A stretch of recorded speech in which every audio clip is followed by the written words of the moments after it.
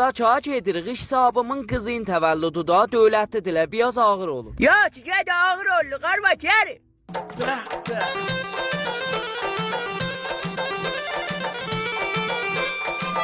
Maman, maman.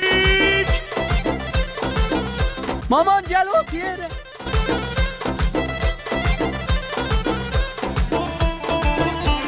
Vay köpeğin kızı, kişiler bakır özü uyuştu. Abi, ben de deyim sanmışay battı. Man dedim ağır olun ağır. Zaten ağır, nasıl salmadı? Bunlar kim çağırıb? Qonaqların yanında abı verdilər. Vay arvad, meyve gettiler.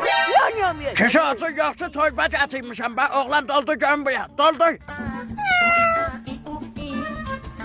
Apayam evde koyduk yiyey daha yemeyip ki yazık. Yaxşı ye o bizi konaklarına da getir.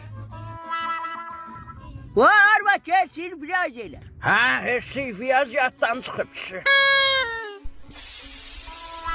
Bizim başı özümüze vurmuş uşağın təvəllüdüdür ha? Uşağın təvəllüdüdür? Ha? Yaxşı, kızım bir daha sana kadol vereyim. Hatxa, amma nə mənə adı verdiniz uşağa? Balıq çiynisidir. Keyki tez çəsaq qutulsun, abrımız getdi. Budur bax, gətin kəsək da. Keşi qoymuşdum bura, nə oldu? Ay bala axtarın görək keçi ara qoydu. Ay bala, tez keyki tapın. Hadi be! Keyik orada yiyirler. Vay ne baksız, gelin siz de yiyin. Biz yememişik ha, sen gelemeyin.